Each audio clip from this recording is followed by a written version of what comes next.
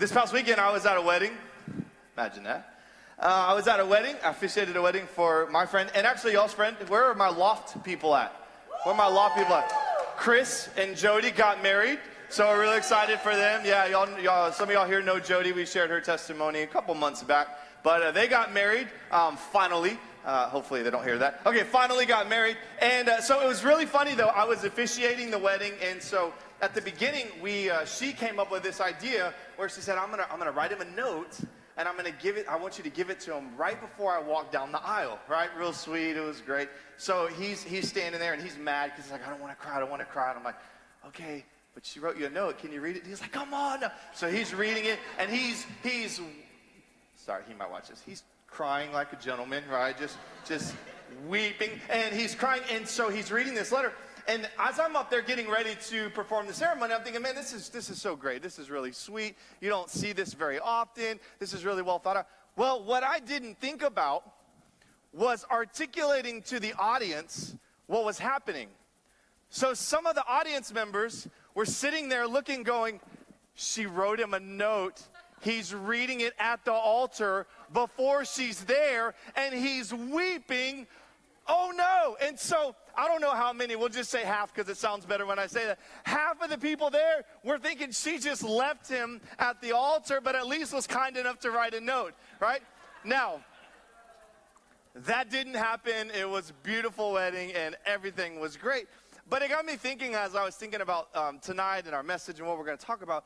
And the truth is, there are a lot of people that even when they get to the point where they're ready to get married, even on the wedding day, there is just this anxiety that comes over them, this unknown, this doubt, this worry, fear. Did I make a mistake? Is this the right move? Is it too late to walk away? What do I do? And what I hope to do tonight is to share with you some things that will help alleviate or maybe even remove completely that doubt or that anxiety that might well up on you the day before or the day of your wedding day. Now, some of you in here are going, wait a minute, I'm not even with someone. You just told me to break up with them 2 weeks ago. I'm still recovering from that. Well, the reality is most of you in this room are going to end up getting married one day. And so my desire through this series is to walk you through the entire process from your moment of being single all the way through till after you're married. Well, we've landed in the spot where most of you are going to encounter sooner, maybe later, I don't know, where you're going to be standing across the aisle from someone exchanging vows. But before you get there, there's going to be a big moment for the guys. And that's the moment where they got to build up enough courage and strength to get down on a knee and to propose to the, say, woman that they love and want to spend the rest of their life with. And what I hope to do is to make that moment just exciting. Worry-free, doubt-free, because we've dealt with some things that are really important. Now let's backtrack for a moment. First, we talked about in week 1 of this series, by the way, it's called Uncovered, Pulling Back the Sheets of Dating, Marriage, and Sex. We started with singleness, and we talked about how important it was that you understand that these moments that you are experiencing right now as a single person, meaning not married, these are the greatest moments for you to establish a secure and a devout relationship with the Lord. In the book of Mark, it tells us to to love the Lord your God with all your heart, with all your mind, with all your soul, and with all your strength. This is your moment as single people to secure that singular focus on the Lord. Then the next week we talked about the friend zone, right? Having fun with some social media, Facebook stuff. But we talked about the friend zone. And we said 2 things. One, in the friend zone, you see people more clearly. Right? When you're on a date, you're trying to impress each other and you're pulling out all the stops and it's just not real. But in the friend zone, when you're just being casual and normal around people you trust, you begin to see who someone really is. So we talked about the value of the friend zone. And then last week, we talked about what do you do when you're ready to start that relationship with someone, or if you're already in one, what are some things we need to look at? What are some things we want to be careful for? And so that's led us up to this moment. So in the story, if you will, you've been with this person now for a set amount of time. You're excited, you're ready, you're thinking about popping the question, or you know the question could be coming soon. What do you do to make sure that you are ready, and more importantly, that this is the right person? Now, a lot of what we talked about have been aimed at you. Because in our singleness, it's the best time to deal with us, right? Singleness, not necessarily about finding the one, but becoming the one. Now we're going to transition a bit and start looking at the person you're staring, hypothetically, across the table at. You're sitting down at coffee, you're sitting down at dinner, you're looking at this person, and you are getting ready to start a lifelong potential marriage. What do we need to do? What do we need to know? And how do we need to go forward? That's what we're going to talk about. Are you ready? Very good. One of you is. By the way, I promise you, tonight, I will not tell you to break up. You have my word. Hopefully I don't do that. I just realized what that meant. Sorry. All right, so tonight we're going to look at 8 things, 8 questions, 8 items. If you take notes, you can write down. If you don't, you can look up on the screen or look off with someone next to you. It might be a great way to get a date, to one day be in this moment with them exchanging a ring. Here we go. Here's the first thing we want to look at. First thing we want to think about. First thing we want to make note of. Why this person? You're like, dude, that was deep. Drop the mic. That was so deep. I can't even process how deep that was. You probably can't. Why this person? Here's what's funny. If you were to ask most couples, why that person? First, they'd probably take it offensively, like, what are you trying to say? You're trying to say something that's wrong? But then when you got to the root of it, most of them are going to say, oh, he's really, really nice. Or she's really, really cute.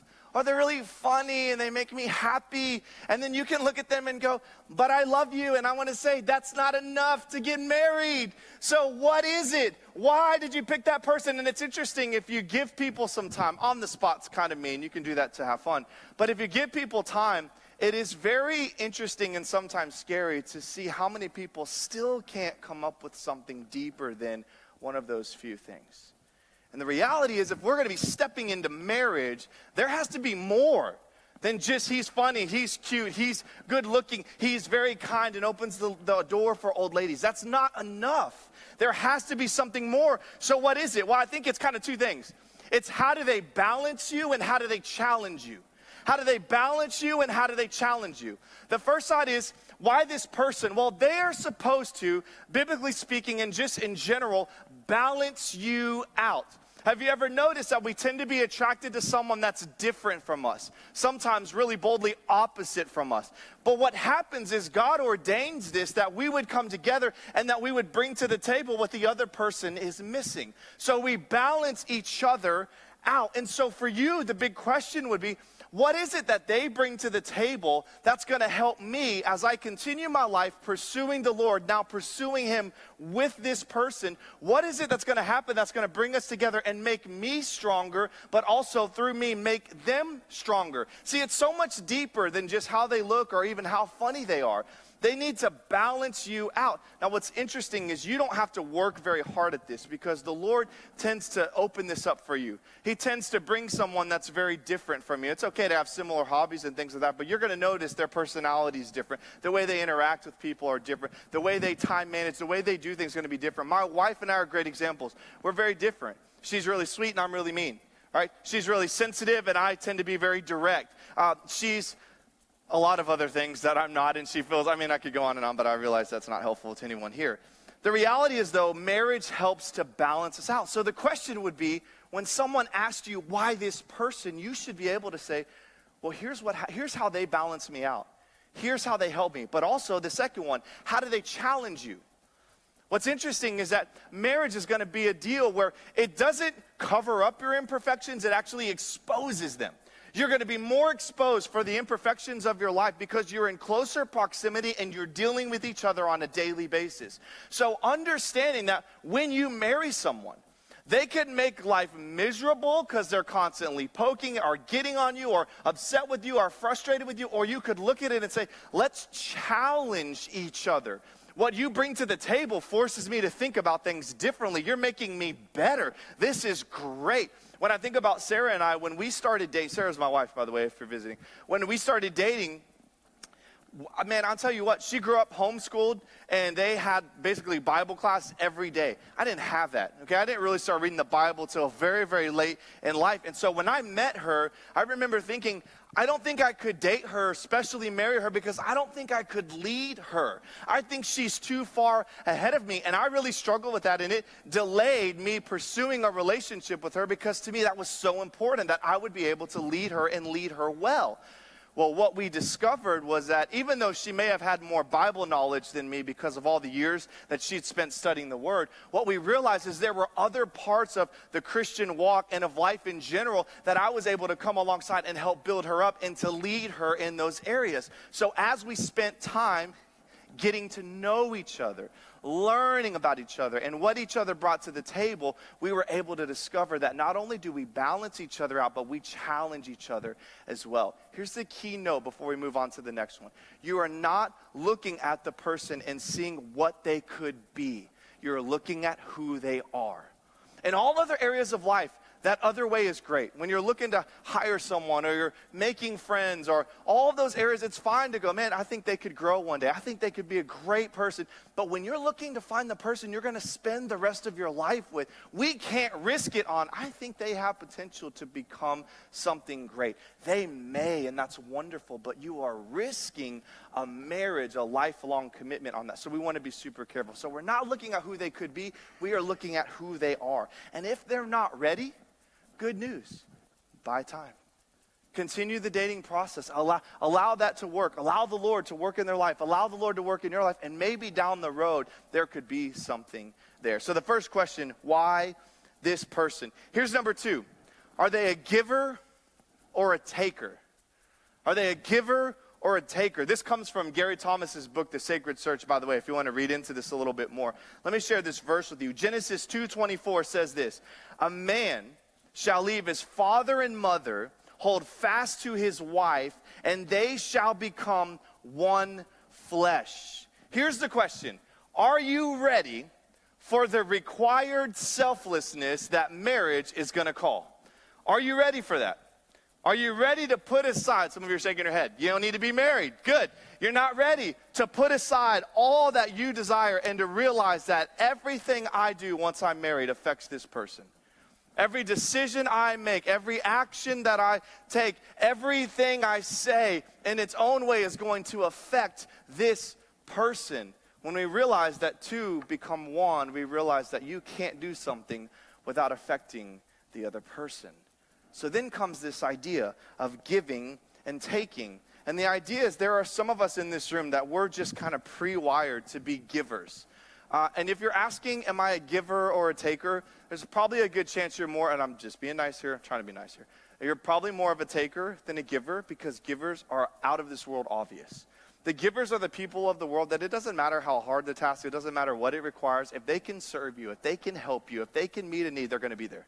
They're just pre-wired that way. God has given it, and it's a beautiful thing. The other side of that are the takers. The takers are not all bad, and takers are not Christians. Takers, though, are the ones that naturally it's a little bit more about them. Our generation struggles with this because we are living in a time when it is all about you. It was all about your career. It was all about what decision you're going to make now, finding the one you're going to marry. Are you going to have kids? What's your purpose going to be in life? It's all about me, me, me. And so it's natural that it carries over into how we're living life. But the reality is, if you are a giver, eventually the well will run out if you marry a taker.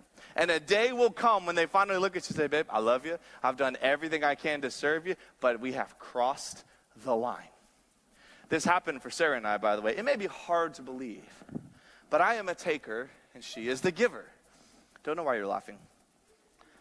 There was a moment where Sarah loves to cook for us, loves to cook dinner. That's like her thing. I'm not saying that's how it has to be for everyone, but that's our thing, and I'm not complaining. She's a great cook, and she loves to do that. And I remember there was a time very recently where she was dealing with Kyla, trying to handle the kid, and she was trying to make dinner, and she was trying to bring it out to get it to me. And I remember just, I was excited, and I was hungry, and I was thirsty. So she was dealing with Kyla, then she brought the food out, and she was trying to keep it warm. And then I said, hey, by the way, can I have something to drink? And I remember she just kind of looked at me like, you've crossed the line.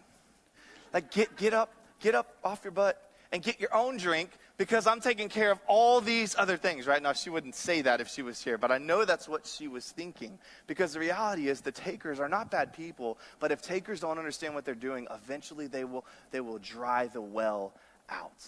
And in those moments is when the takers got to say, hey, you know what? It's time for me to step up. Time for me to get in there. Time for me to get my own stuff. Time for me to help out and do these things. When you understand kind of where you lie, it'll help you navigate this area better. You need to know who you're sitting across from. The best you can, you need to know because this is going to come up sooner rather than later. Here's number 3. Conflict and communication. Did you know that communication is the number one cause of conflict in marriage? Not divorce, but conflict. Communication is the number one cause of conflict in marriage. And all my married people, one said amen. All right?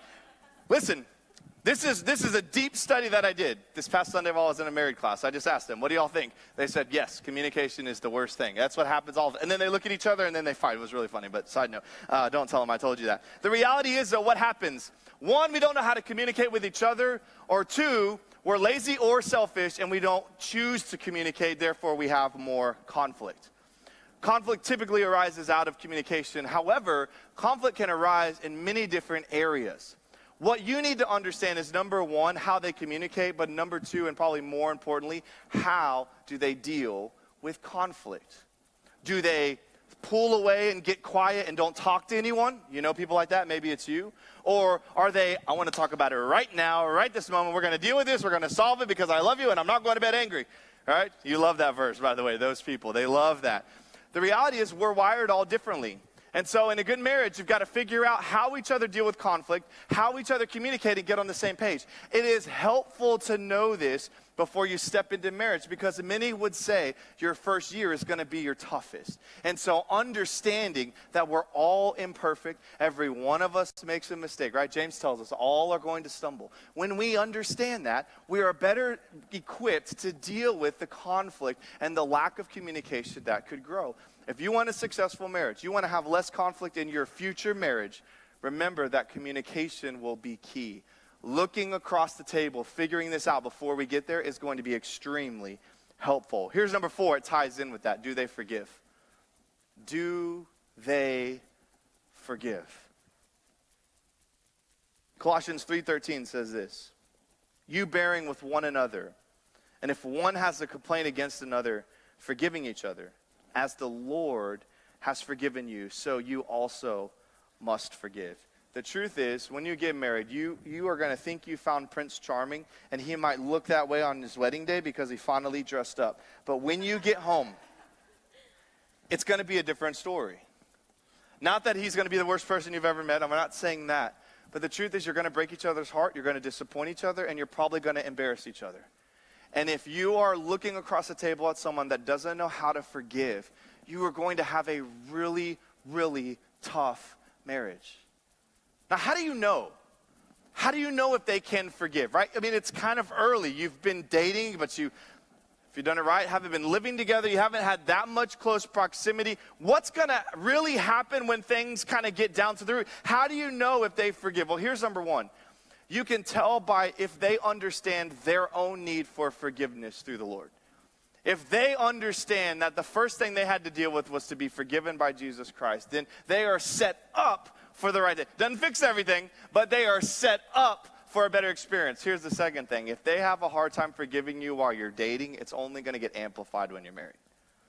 If you're struggling right now with forgiving, and sometimes it's based off past things, history things that have happened, past relationships, whatever it might be, but if forgiveness is a challenge now while dating, it's going to be a challenge most likely amplified when you get married.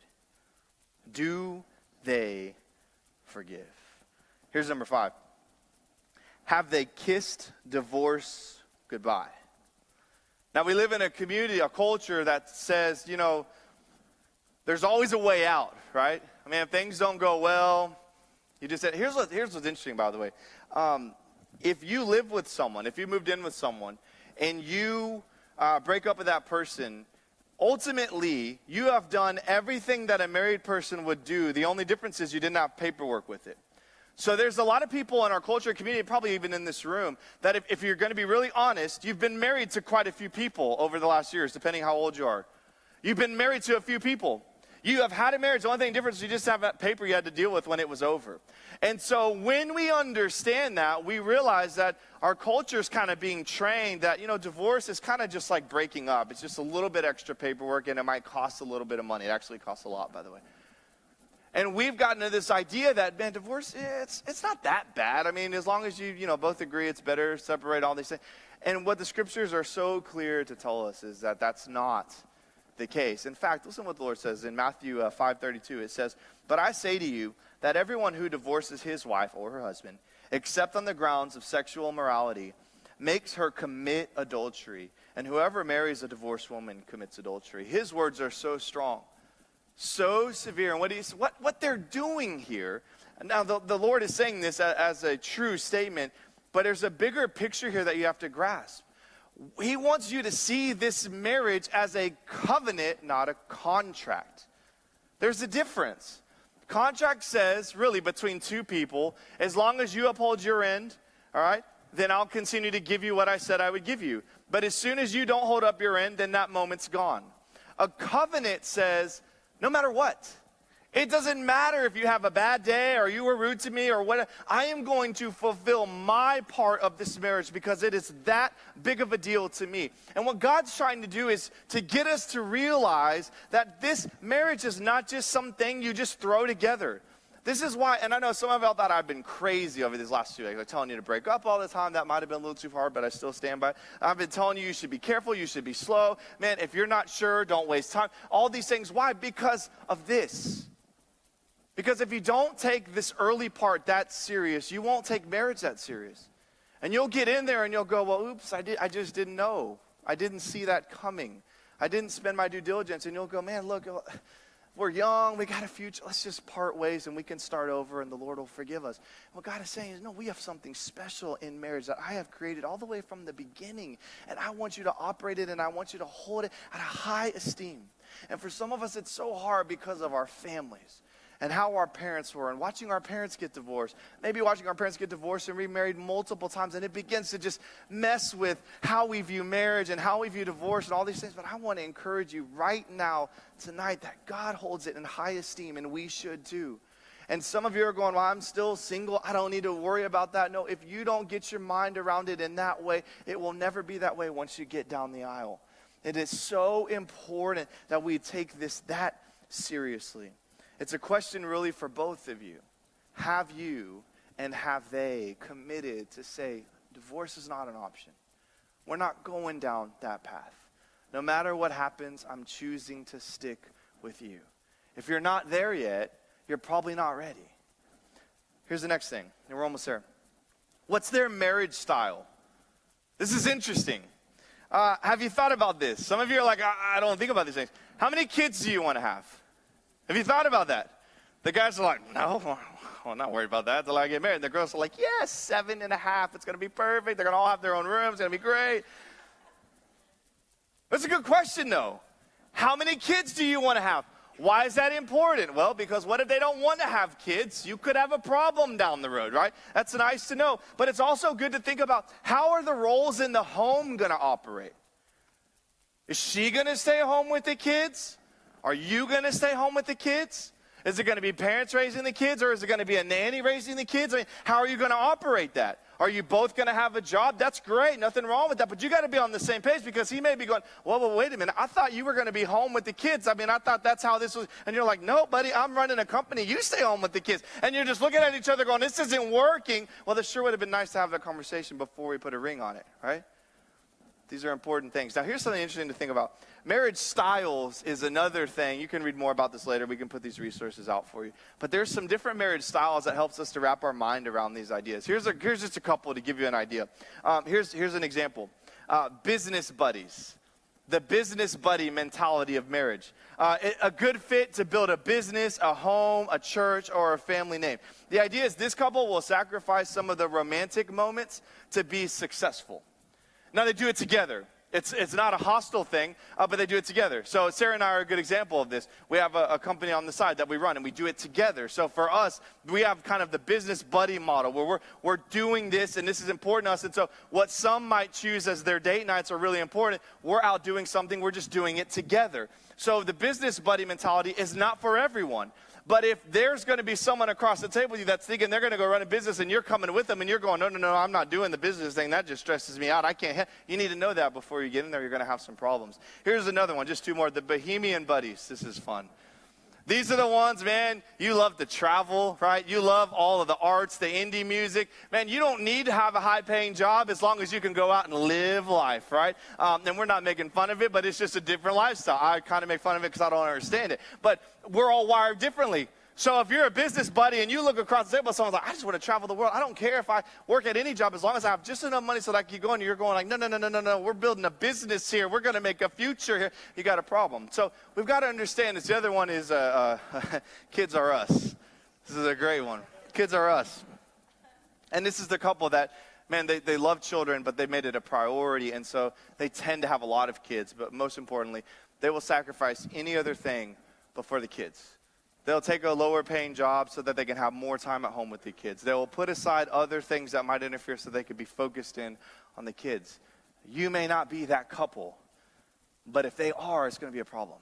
And so you got to figure out kind of where they lie in this so that you could be moving down the same path. Remember we talked about that when we did a little football illustration. We talked about how everyone's pursuing the Lord. And as we're pursuing the Lord, you start moving and you just kind of start sliding left and right until you find someone that's pursuing the same thing you are. But now you're realizing, man, that we pursue this thing pretty close together. We have the same kind of vision, same kind of mentality in our life and now hopefully in our marriage. And so you slide together and you keep on moving forward. But if you got someone that's heading over there and someone heading over there, you're both going forward toward the Lord, but you're going in two different ways. You need to know that because it's going to cause some problems. And so again, I know some of you are going, this is a lot to take in. I haven't even found her yet. I'm still, but man, you're going to be better for this. I promise you. You're going to be better for it. Two more. We are talking about parent. Let me say this again. Will they be a spectacular parent? This is important. Psalm 127 says this, like arrows in the hand of a warrior are the children of one's youth. To have kids, listen to me carefully. To have kids is a responsibility that God has given you. All right? Now, we get there. We understand that. We don't have to explain that. In fact, we'll talk about that next week, by the way. It's a responsibility that God has given you to be taken seriously. A lot of parents in the world today, and I'm not harping on it, I just want to be honest with you so you can be prepared. A lot of parents are just trying to get by. They're just trying to get the kids up and them not die or kill each other from playing. And just get them out of the house and say, go make us proud. The reality is, the idea of that is, okay, get them out of the house, that's good. But the point is, God's given these as a tool to be used for the kingdom. And he's entrusted you to be the one to raise and to mold and to shape those kids and to prepare them for the future that awaits for them. And so if you're looking at kids and you're like, I don't want them, and you're looking across the table and I want 7 of them, you need to talk. And you probably need to end it now, because they may be great and you may be great, but you are going to be really struggling when you're arguing over, I thought we were going to have kids, we're not, I thought we were going to have 7, I just want to have 1, and you're fighting over this, is not good. And then what's going to happen, listen, if someone you're with doesn't want to have kids and you end up having kids, most likely, now the Lord can do anything, but most likely they're not going to be the kind of parent that you were hoping that they would be, and they're going to let you down, and that's going to be a problem. You need to find someone that say when they think about kids, they get excited about that. They're passionate about stepping into what God's called you to do as a parent. Doesn't mean you have to have kids right away. And it doesn't mean you have to know exactly how many you're going to have. But if you're the one saying maybe 1 or 2 and they're saying like maybe 9 or 10, that's pretty clear that you got to talk because there's going to be some problems. So are they going to be a spectacular parent? If I just add one thing on this, we talked about this last week. If they get angry quickly, children are going to be a problem. Children are great. They're awesome. But, buddy, let me just tell you, they can push you in ways you didn't know were possible. All right? And so if you get angry quickly, you are going to struggle with kids. And you're going to have to work on that before you step into that. And if you're dating him and you see him getting angry over little things, you're like, bro, it's really not that much going on and you are losing it right now. Just wait till he's holding a 2-week-old crying her ear off, your ear off, and she just wants to eat. He didn't even know what to do. Don't do that. That's bad. Don't shake. And he doesn't know what to do. And he's calling you. I'm just trying to sleep. Someone's got to sleep around here. And it's not going to be good. And so just be on the lookout. If you want to have kids, make sure you understand the great responsibility that is. But number 2, make sure that who you're looking across the table with is excited about that opportunity as well. If not, I'm telling you, it's going to be a really tough conversation. You may still resolve it, but it's going to be a tough conversation. It's probably not worth the risk. Here's the last one. What's in your wallet? Yeah, I ripped it off, Capital One. Don't tell them. What's in your wallet? Now, I'm not going to spend a lot of time on money because we actually spent 8, 9 weeks doing the Dave Ramsey stuff here as a ministry. And so if you missed that, we have some of that material and we could get it to you. But here's what I want to say. We talked about communication is the number one issue for conflict, but money right now is the number one reason for divorce. And so this isn't something you can just blow over or breeze by. This is something you really got to get a handle on. Understanding kind of how they look at money, how they think about money, how they spend money, what they do with money, right? If they're a big-time spender and you're a saver and you don't talk about that, it's going to be a real problem. If they want to have their own bank account and you thought you were going to join and then you get married and you're like, wait a minute, what's going on? You got a secret account over there? These are things you got to talk about. And it may not seem like that big of a deal now, but when we realize it's one of the number one reasons people get divorced, then it really wakes us up to say this is a big deal. Now, all of these things, when you pull them together, they all center around one thing. We're never going to be perfect, but if you and if they have committed to follow the Lord and to live out the things that He has asked you and I to do, a lot of these areas are going to work themselves out. When you think about why that person, when that question gets, it'll be easy because they come with me and they help me to fulfill the plan God's had for me. When you talk about giving and taking, well, they may be a little bit more of a taker, but I know that as they spend time with the Lord, He's working in them, and I see how he or she is working against that and fighting against that because the Lord is guiding them and leading them in these areas. When you think about it, if we are truly serious about following the Lord, a lot of these areas begin to work themselves out. Never perfect, but sets us in the right standard. Listen, ladies, a tip for you. I have a lot of these for you, maybe because I'm a guy. I don't know. If he is not an avid prayer, and a Bible studier, but if he's not an avid prayer, I want to just warn you something. You are going to spend a lot of your marriage nagging him, trying to get him to fix things, when the reality is, to him, it's eventually, probably sooner than later, going to just sound like this. And he's not going to want to do it because it's coming from you. But if that man that you're staring across the table at has an honest relationship with the Lord and is seeking after Him, you're not going to have to do this very often because the Lord's going to be doing it in his life for you. That's the difference. If you find someone like that, the rest of these things, man, it's going to be amazing how the Lord just starts to work them all together. So speaking of the Astros, and to close with this, I watched an interview last night with Jose Altuve. Anyone know what that is? Never seen him? Yeah, cool guy.